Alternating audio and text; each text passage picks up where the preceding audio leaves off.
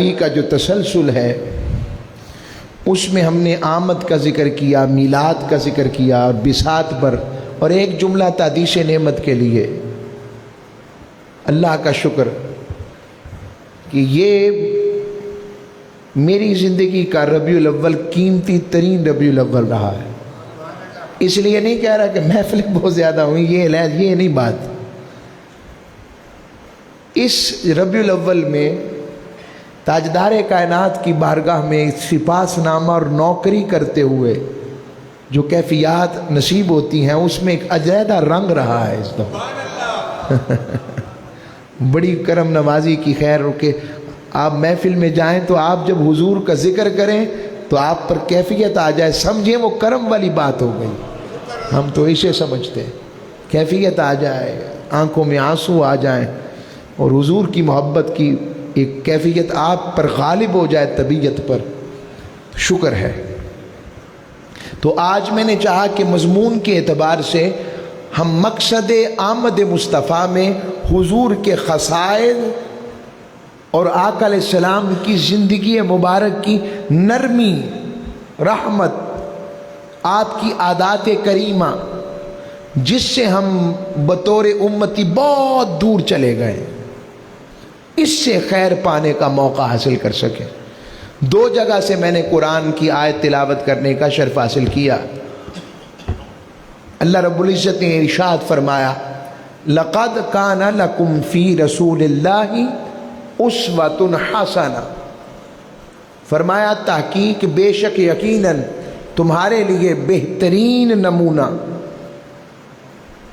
نبی کریم صلی اللہ علیہ وآلہ وسلم کی زندگی اور ذات میں ہے۔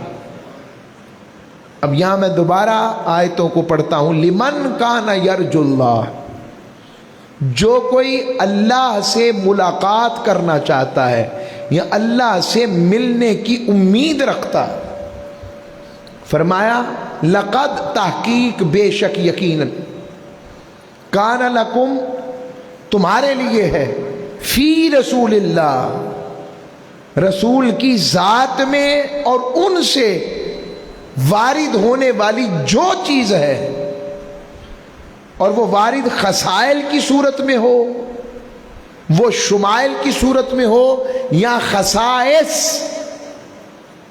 تاجدار کائنات کی خصوصیات، فرمایا تمہارے لیے جو نمونہ ہے وہ خصائل اسوۃ حسنہ، تمہارے لیے نمونہ میرے محبوب کی زندگی کا ہی ہے کہ قیامت تک اب جتنے لوگ آئیں گے، جتنی شخصیات آئیں گی، جتنے لوگ آتے رہیں گے قیامت تک کے لیے، جو سب سے پرفیکٹ رول ماڈل، جس رول ماڈل کی پرفیکشن ایسی ہے کہ جو اس ذات سے مل جائے گا اسے میں مل جاؤں گا، اس کی مجھ سے ملاقات ہو جائے گی۔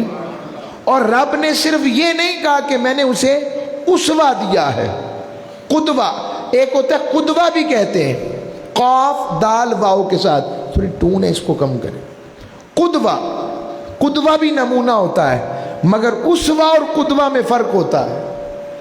اقتدا اچھے برے دونوں کی ہو سکتی ہے، مگر اسوہ میں خاص بات یہ ہے جس کا ذکر سن کر، جس کا ذکر کر کے اگر دکھ کم ہو جائیں، غم کم ہو جائیں، بیماریاں کم ہو جائیں، دکھی آرام پا جائیں، دکھ والے لوگ سکھ پا جائیں، سکون پا جائیں، اطمینان پا جائیں، قرار پا جائیں اور پیار پا جائیں، کہا میں نے اپنے محبوب کو قدوہ والا نہیں کہا، اسوہ والا کہا ہے کہ اگر تم جب دکھ عروج پر آئے، تکلیفیں عروج پر ہوں، معاملات عروج پر ہوں اور تمہیں کچھ نظر نہ آ رہا اور سمجھو کہ لگتا ہے ساری آزمائشیں مجھ پر ہیں، تو کہا میرے محبوب کی سیرت کو دیکھ لینا۔ پیدا کیا تو ابو جی نہیں تھے، 4 سال کی عمر میں، 6 سال کی عمر میں امی جی بھی چلی گئی، 8 سال کی عمر میں دادا جان بھی چلے گئے، زندگیوں کا تعین کرتے جائیں، اس عالم میں 8 سال سے لے کر پھر 25 سال تک کا عرصہ اپنے چچا حضرت ابو طالب کے پاس رہے، اور آگے دیکھتے جائیں 25 سال کی عمر، معاشرہ کیسا ہے، اپنے عروج پر برائیاں ہیں، ہر طرح سے خرابی عروج پر ہے، اور اس عروج اور اس کیفیت میں کہ ظلمات عروج پر ہیں، ادھر میرے مصطفیٰ کی شخصیت کو دیکھو، نورانیت کیسی ہے، امانت کیسی ہے، دیانت کیسی ہے۔ اور پھر 40 سال کے بعد اعلان نبوت، اور اعلان نبوت کے بعد جو مشکلات آ رہی ہیں، وہ جو لوگ صادق اور امین کہتے تھے وہی مخالف ہو گئے۔ یہ سارا دیکھتے جائیں آقا علیہ السلام کی سیرت، دندان مبارک کا کونا بھی شہید ہو رہا ہے، کوڑے بھی پھینکے جا رہے ہیں، اس حوالے سے کہ آقا علیہ السلام کی ذات پر آتے تھے تو وہ چیزیں پھینکتے تھے آقا پر، یعنی آگ پتھر مارتے تھے۔ یہ جو ام جمیل تھی یہ بھی کرتی تھی، یہ کانٹے بچھاتی تھی، حتیٰ کہ آقا علیہ السلام کعبۃ اللہ میں نماز پڑھ رہے ہیں، اونٹ کی اوجری رکھی جا رہی۔ اب اس سے یہ مراد نہیں ہے، کسی کے ذہن میں سوال آ سکتا ہے صحابہ کہاں تھے؟ مغلوب تھے، غالب نہیں تھے ہم۔ تاجدار کائنات کی اپنی ذات کی روح حضور علیہ السلام پر اونٹ کی اوجری رکھی جا رہی، یہ بخاری شریف کی حدیث ہے، برا بھلا کہا جا رہا ہے۔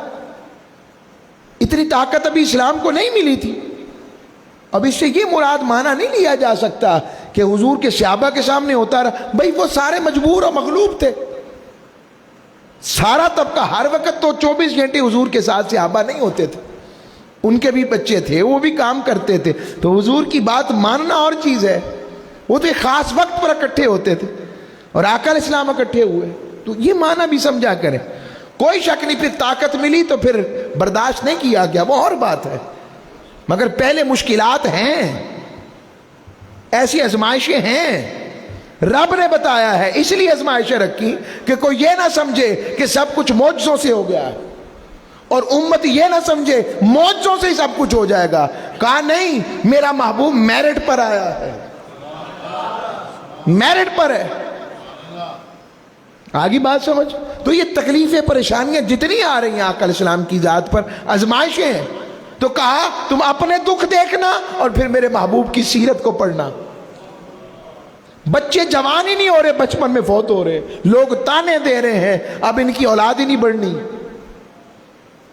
اور رب کہہ رہا ہے اِنَّ شَانِئَکَ هُوَ الْأَبْتَرُ، سونیا گھبرا نہیں، یہ تجھے بے نسل کہتے ہیں، ان کی نسلیں ختم ہو جائیں گی مگر تیری نسل بھی باقی رہے گی اور تیری ذات بھی باقی رہے گی۔ یہ شان ہے، تاجدار کائنات صلی اللہ علیہ وسلم کو بتایا جا رہا ہے۔ اب اس کیفیت میں جب آپ سیرت کو پڑھتے ہیں، جو لوگ خودکشیاں کرتے ہیں، جو لوگ زندگی کو ختم کرتے ہیں، انہوں نے سیرت الرسول پڑھی ہو تو ان میں امید باقی رہے کہ نہ رہے؟ اصل میں معاملہ یہی ہے، وہ دنیا کی محبت میں زندگی ختم کرتے ہیں، کبھی اللہ رسول کی محبت میں ختم کر کے تو دیکھیں، وہ ختم کر کے دیکھیں۔ تو رب نے کہا میں نے اسوہ دیا ہے اپنے محبوب کا، اسوہ جس سے دکھی سکون پاتے ہیں۔ حضور کا اسوہ بھی دکھیوں کو سکون دیتا ہے، حضور کا ذکر بھی دکھیوں کو سکون دیتا ہے، حضور کا نام بھی دکھیوں کو سکون دیتا ہے، اور حضور کے رب کا نام اور ذات بھی دکھیوں کو سکون دیتی ہے۔ اور رب نے جو قرآن اتارا ہے وَنُنَزِّلُ مِنَ الْقُرْآنِ مَا هُوَ شِفَاءٌ وَرَحْمَةٌ لِّلْمُؤْمِنِينَ، وہ بھی مومنوں کے لیے شفا اور رحمت اور سکون والا۔ تو لوگوں لوٹا ہونا، جن کا ذکر شفا والا ہے، جن کی ذاتیں شفا والی ہیں، جن کا کلام شفا والا ہے، تو پھر ان کی بات میں بھی شفا اور کامیابی ہے، اس طرف پلٹا ہے۔ اور رب نے فرمایا میں نے اپنے نبی کو صرف اسوہ نہیں دیا۔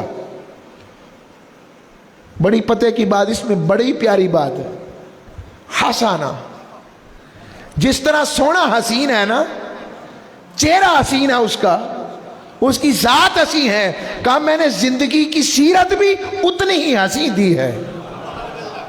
حسین ترین سیرت والے ہیں، حسین ترین سیرت والے تاجدار کائنات۔ یہ جتنوں سے ہمیں پیار ہے، مثلا ہم اولیاء سے پیار کرتے ہیں، صلحاء سے پیار کرتے ہیں، علماء سے پیار کرتے ہیں، اور غوث قطب ابدال، پھر صحابہ، آل پاک اطہار، ان سب سے جو پیار کرتے ہیں اس کی وجہ کیا ہے؟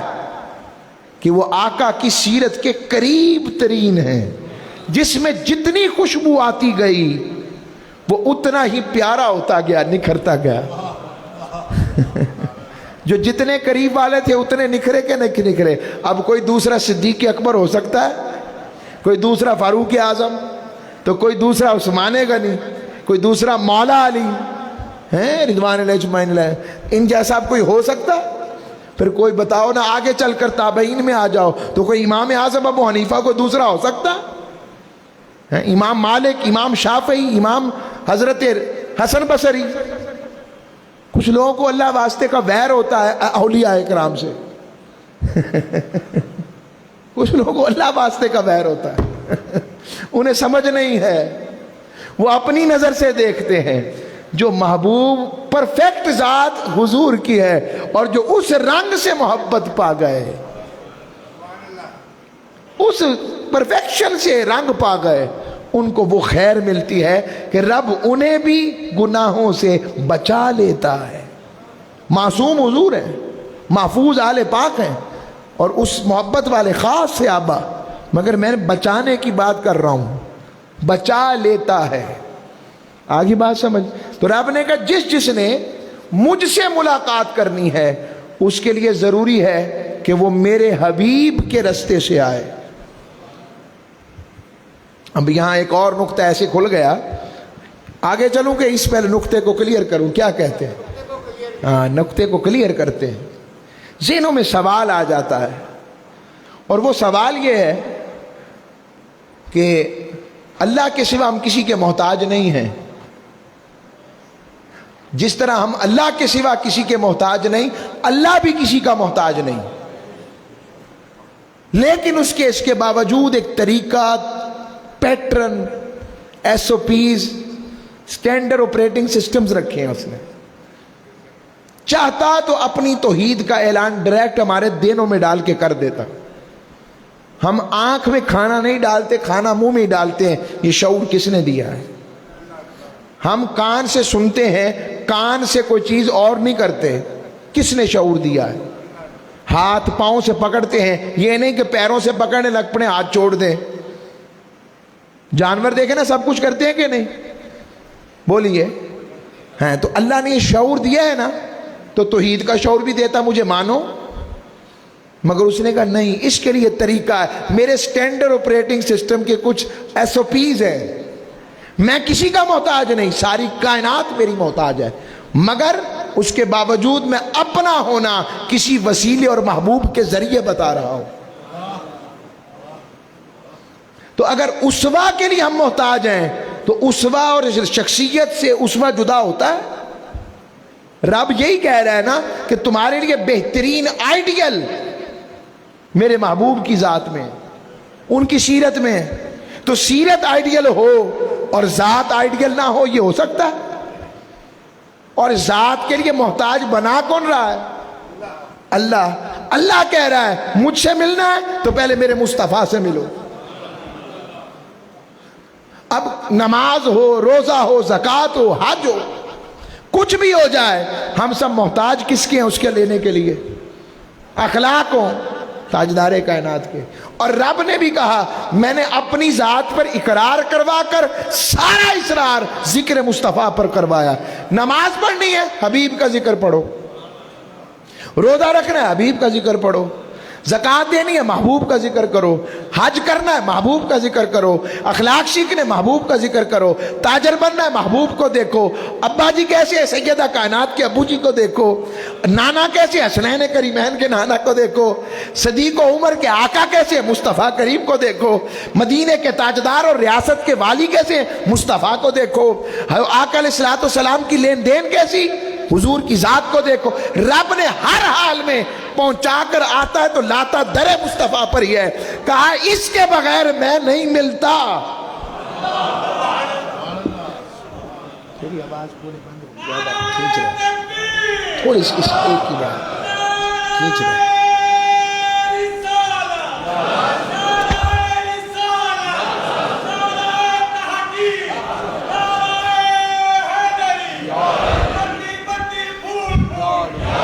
اب آئی مرحبا. تو اتنے بڑے مرکز کی آمد ہو تو خوشیاں نہ منائیں. اتنی بڑی. یہ اللہ کریم. میں کہتا ہوں نماز کو یہاں رکھ کے پڑھے سینے پر یا ناف کے نیچے تو نماز ہے کس کی؟ میں اگر اسے کہوں کہ تم غلط پڑھ رہے ہو دلیل کیا لانی چاہیے اسے؟ اور اس کے ذہن میں یہ اللہ کے سوا تو کوئی کسی سے نہیں لی جا سکتی چیز. تو سوال اس سے جب یہ کریں اور اس کے ذہن میں یہ بات ہو تو میں اگر اس سے پوچھوں نماز کس سے لے کر پڑھ رہے ہو، اس طرح کرو نا تمہارا اور اللہ کا معاملہ ہے، تم خود کوئی نماز ایجاد کر کے پڑھ لو. اللہ اکبر سے لے کر السلام علیکم ورحمۃ اللہ تک ہم کس کے لفظوں کے محتاج ہیں جو مصطفیٰ نے دیے ہیں؟ کوئی اور لفظ لے ہیں؟ حضور کا محتاج بنا کون رہا ہے؟ اور ہم تو چھوڑو، رب تو نبیوں کو بھی اس در پہ کھڑا کر رہا ہے، ان کو بھی اس در پر کہہ رہا ہے لَتُؤْمِنُنَّ وَلَا تَنْصُرُنَّ. جب تک مصطفیٰ پر ایمان اور ان کی مدد کا وعدہ نہیں کرو گے میں نہیں تمہیں آگے کچھ دینے والا. میں یہ نقطہ آپ کو کلیئر کرنا چاہتا ہوں. آج نوجوانوں کے اندر یہ باتیں پیش کی جاتی ہیں، ینگسٹرز میں. آپ کے پاس دلائل ہونے چاہیے، اور دلیل کے لیے حاضر دماغی ہونا اور بنیادی طور پر علم ہونا ضروری ہے. یہ چیزیں ضروری ہیں. تو عرض کر رہا ہوں تو حضور کا اسوہ حسنہ، اب اس میں اور بھی مضمون میں اس طرف نہیں جا رہا. اسوہ حسنہ کی بہترین بات رب نے اپنے محبوب کریم صلی اللہ علیہ وآلہ وسلم کے لیے جو بات ارشاد فرمائی، فرمایا اے حبیب فَبِمَا رَحْمَةٍ مِّنَ اللَّهِ، پس اللہ کی کیسی رحمت ہے. اور یوں کہوں کہ حضور آپ اللہ کی کیسی رحمت ہیں. فرمایا لِنْتَنَ لَهُمْ، آپ کو اللہ نے نرم طبع بنایا ہے. نرم ہو. آقا کی شخصیت میں بہت نرمی ہے. رب نے اپنے محبوب کو فرمایا، ہمارے ہاں تو لوہے توڑ کام کیا جاتا ہے نا، بلکہ دروازہ توڑ. تبلیغ بھی کرنی ہے تو دروازہ توڑ کے کرنی ہے، اسے اب مسلمان بھی اسے دوبارہ مسلمان کرنا. آقا کو رب نے، اللہ نے فرمایا ادعو الی سبیل ربک بالحکمہ، میرے حبیب لوگوں کو اپنے رب کی طرف حکمت سے بلائیں. صرف یہ نہیں کہا کائنات کے رب کی طرف، کہا نہیں سونے ہاں رب سب کا ہوں مگر میری پہچان میں تیرے ذریعے اپنی پہچان کراتا ہوں. رب ادعو الی سبیل ربک بالحکمہ، حبیب لوگوں کو حکمت کے ساتھ اپنی طرف بلائیں. اور وجادل باللتی ہی احسن، اور حبیب اگر کوئی بحث بھی ہو جائے تو آپ نے اس میں بھی اپنی ذات کے مطابق حسین ترین انداز کو اپنانا ہے. یہ اللہ اپنے حبیب کو کہہ رہا ہے حسین ترین انداز میں. یعنی حبیب کوئی اگر کافر آ گیا ہے، اپنے کی تو بات بندہ کہہ لیتا ہے نا، کہ حبیب کافر آ گیا ہے تو وہ جتنی سخت بات کرے کافر، آپ نے لہجے کو اتنا ہی حبیب حسین اور نرم کر لینا ہے. آقا علیہ السلام نے خطوط لکھے نا جب، تو اس میں لہجہ اتنا نرم تھا. بس یہ فرمایا اسلام لاؤ گے تو سلامتی پا جاؤ گے، اسلم تسلم، اسلام لاؤ سلامتی پا جاؤ گے. یہ معنی حضور لکھ رہے ہیں. یہ آقا آج ہمارے ہاں بتائیں تبلیغ اور دین پہنچانے کا یہ طریقہ کمزور ہو گیا ہے کہ موجود ہے؟ کمزور ہو گیا ہے. ہم نے آقا کی اس حکمت تبلیغ دین کو چھوڑ دیا، اور جو یہ تبلیغ حکمت دین اپنائے اسے کہتے ہیں یہ سادہ آدمی بھولا ہے. ذرا مانڈ کے رکھو نا، ذرا رگڑ کے رکھو. ذرا یہ رگڑنا ضروری نہیں، بات پہنچانا ہوتا ہے. دروازہ کھٹکھٹانا مقصود ہے، توڑنا نہیں. میرے آج کا مضمون ذرا ہٹ گیا ہے، مگر میں رہنا اسی پر چاہتا ہوں۔ اللہ نے اپنے حبیب کے لیے کہا سونیا میں نے آپ کو بڑا ہی نرم دل بنایا ہے، نرم طبع بنایا، اگر آپ تند خو ہوتے، سخت دل ہوتے تو سونیا یہ جو عاشقوں کا جرمٹ ہے نا آپ کے گرد، یہ نہ ہوتا، یہ نہ ہوتا۔ اور فرمایا فاعف عنہم واستغفر لہم، ہائے ہائے ہائے ہائے، فرمایا سونیا ان سے کبھی کو کمی کوتاہی ہو بھی جائے تو معاف کر دیا کر، تو معاف۔ کہاں ہم جیسے، کہاں، مجھے لگتا ہے یہ بات صحابہ کے لیے نہیں ہمارے لیے آئی۔ ہمیں نہ مدینے کے آداب کا پتہ، نہ بارگاہ رسالت مآب کا پتہ۔ یقین جانے میں نے دیکھا ہے لوگ شور ڈال رہے ہوتے ہیں حضور کی بارگاہ میں جاتے ہوئے، ڈالتے ہیں کہ نہیں ڈالتے؟ میں تو ڈر جاتا ہوں، مجھے بس یہ آیت دلاسا دے دیتی ہے۔ رب نے اپنے حبیب سے کہا فاعف عنہم، سونے انہیں معاف کر دینا، اور اگلی بات اس سے بھی اعلیٰ فرمایا واستغفر لہم، سونیا غلطی بھی ان سے ہوئی ہے، معاف بھی تو نے کرنا ہے، اور مجھ سے معافی بھی ان کے لیے تو نے مانگنی ہے۔ ہائے ہائے ہائے، میں واری جاؤں، میرے مالک واری جاؤں تیرے پر، اور حبیب آپ پر بھی واری جاؤں۔ غلطی بھی تم سے ہوئی، غلطی یعنی ہم سے ہوئی، معاف بھی حضور نے کرنا ہے، اور رب کہہ رہا ہے سونیا معافی بھی تو نے ان کے لیے مانگنی ہے۔ ہائے ہائے ہائے، واستغفر لہم، سونیا ان کے لیے آپ استغفار کریں، آپ بخشش طلب کریں، آپ مغفرت طلب کریں، آپ خیر مانگیں۔ یہ اللہ اپنے حبیب کو کہہ رہا ہے۔ اور ایک اور آیت میں فرمایا حبیب آپ کا دعا کرنا، آپ کا استغفار کرنا ان کے لیے سکون ہے، سکن لہم، انہیں سکون دیتا ہے۔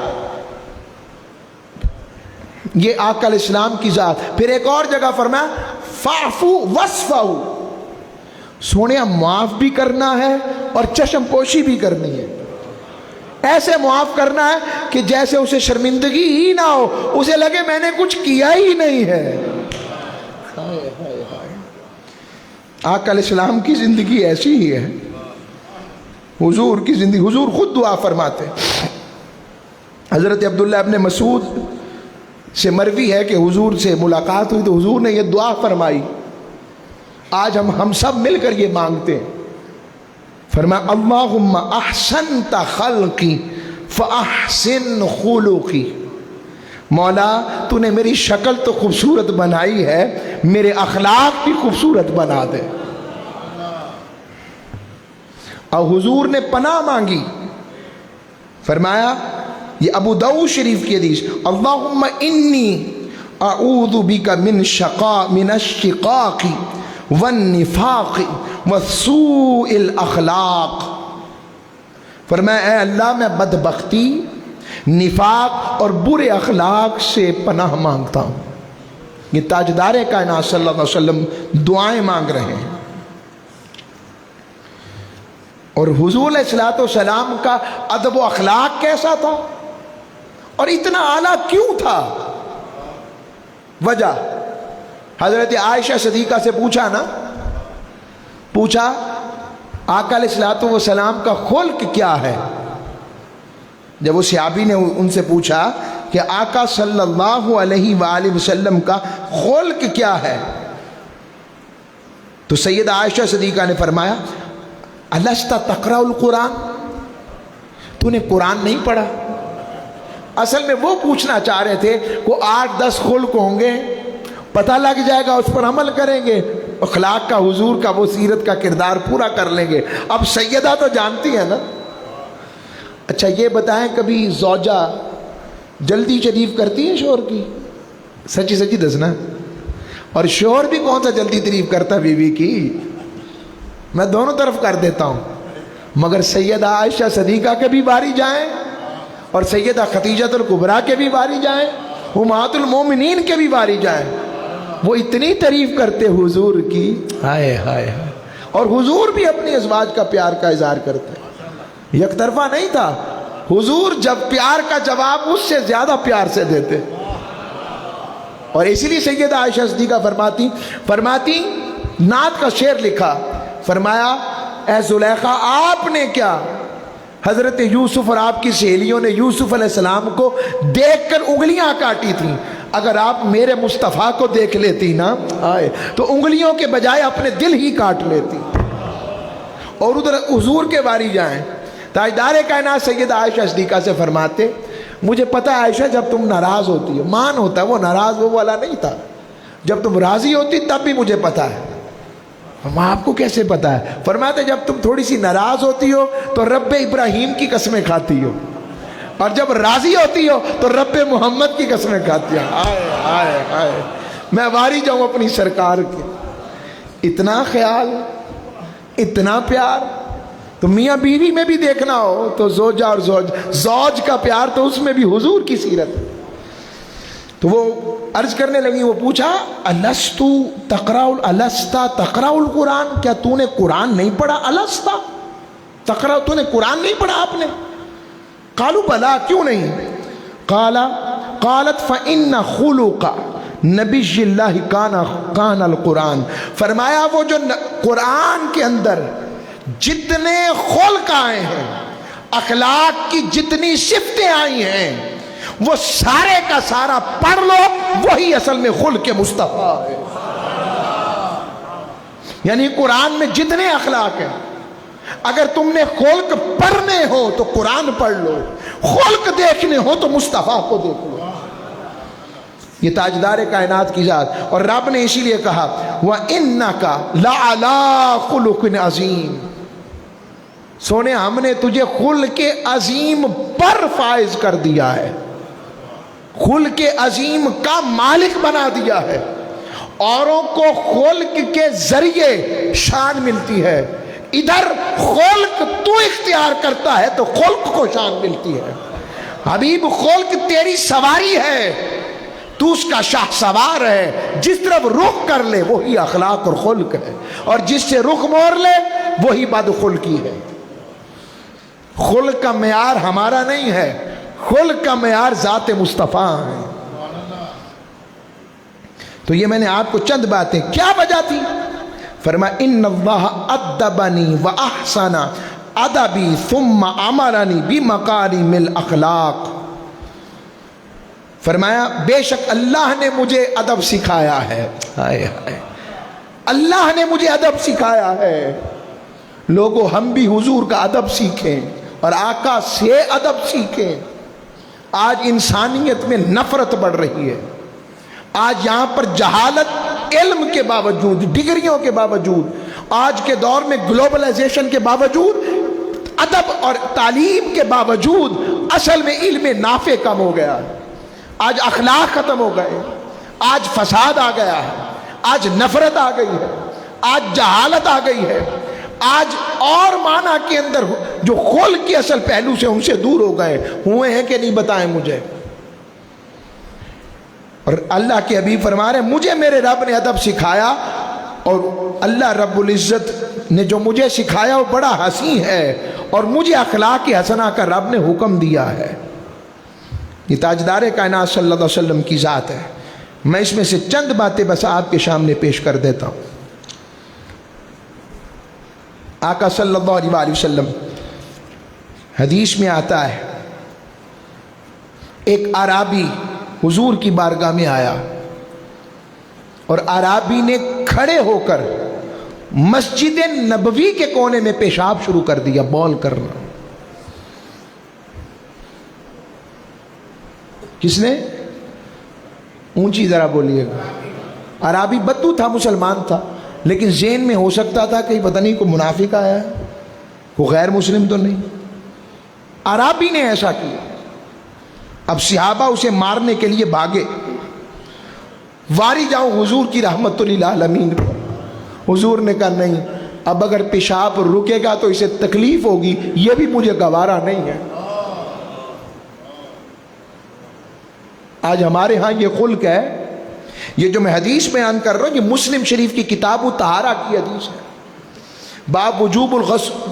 یہ اس کے اوپر حدیث نمبر جو میرے پاس ہے اس میں 285 بنتا ہے، جلد 1. یہ میں اس میں سے حدیث بیان کر. یہ آقا علیہ الصلوۃ والسلام کے صحابہ کا اب روکو نا اسے، اس پہ روکو گے پیشاب رکے گا یعنی، اور اسے بھی تکلیف ہوگی، اسے کرنے دو۔ حضور نے اسے پاس بلایا، فرمایا یہ مساجد اس کاموں کے لیے نہیں ہوتی، یہ اللہ کا گھر ہے، نجاستوں سے آلودہ نہیں کرتے، اسے پیشاب سے آلودہ نہیں کرتے، یہ اللہ کے ذکر کے لیے ہے، نماز کے لیے، تلاوت قرآن کے لیے۔ حضور نے اس طرح کے کلمات عطا کیے، اور آگے ایک صحابی کو حکم دیا، وہ پانی کا ایک ڈول لایا اور اس پر پانی بہا دیا۔ یہ آقا علیہ السلام کا عمل ہے۔ بس ختم کر۔ آقا علیہ السلام کا حسن خلق کا عمل بتا رہا ہوں۔ آج ہمارے ہاں اس کا خلق پایا جاتا ہے؟ ہم تو ایک دوسرے کے مسلک کے بندے کو برداشت نہیں کرتے، تیری ایسی تیسی۔ یہ کون سا اسلام عملار ہے؟ اگر ہمارے اندر حسن خلق ہی نہیں، اخلاق نہیں، اختلاف ہونا بڑی بات نہیں ہے، مگر اختلاف کے ساتھ کسی سے اس قدر نفرت ہو جانا، یہ تو اسلام کا پہلو نہیں ہے۔ اسلام نفرت تو نہیں سکھاتا ہے۔ آقا کی لجپالی دیکھیں۔ آقا علیہ السلام کی بارگاہ میں ایک صحابی حاضر ہوئے، بخاری مسلم کی حدیث۔ عرض کیا یا رسول اللہ روزے سے تھا، میں رہ نہیں سکا، بیوی کو مس کر چکا ہوں۔ سمجھ لگ گئی نا ساری؟ مس میں بیوی کو ہاتھ لگا چکا ہوں۔ کہا تو پھر غلام آزاد کرو۔ کہا یا رسول اللہ میں نے جوگا ہوں دا، تو میں تو غریب آدمی ہوں۔ فرمایا پھر 2 مہینے کے روزے رکھو۔ عرض کرنے لگا حضور ایک تو رکھا نہیں گیا صحیح طرح، مسلسل 2 مہینے کیسے رکھوں؟ ہائے ہائے ہائے۔ حضور نے فرمایا پھر 60 مسکینوں کو کھانا کھلاؤ۔ فرمایا یا رسول اللہ پوچھ لے سب سے مجھ سے بڑا مدینے میں کوئی غریب ہے؟ کہا پھر بیٹھ جاؤ۔ حضور نے اف نہیں کی۔ ایک تو تخصیص ہے آقا کی کہ حضور شریعت بنا بھی سکتے ہیں، حلال بھی کر سکتے ہیں اور حرام بھی کر سکتے ہیں، ایک تو تخصیص کا پہلو ہے۔ آگے بیٹھے، اتنے میں ایک بوری زنبیل کھجوروں کی آئی۔ حضور نے پوچھا وہ کہاں ہے وہ سوال کرنے والا؟ وہ کھڑا ہوا، یا رسول اللہ میں ہوں۔ کہا جاؤ اسے خیرات کر دو مدینے کے غریبوں میں۔ کہنے لگا یا رسول اللہ میں تو غریب ہوں، میرے خاندان سے بڑا غریب مدینے میں کوئی ہے ہی نہیں۔ حضور نے نہیں کہا تم کیسی بحث کر رہے ہو؟ فرمایا اچھا جاؤ پھر خود کھاؤ، اپنے گھر والوں کو کھلاؤ۔ اور حضور مسکرا رہے تھے۔ چلے میں حسن خلق پر اسی پر بات کروں گا۔ یہ آقا کا خلق دیکھیں۔ آج ہمارے اندر یہ خلق ہے، آج یہ کردار و نرمی ہے، یہ محبوب ہیں، ہمارے تاجدار کائنات ہیں، آج ہم اس سے دور چلے گئے۔ اللہ ہم سب کو عمل والا رکھے۔ وما علیہ الا البلاغ۔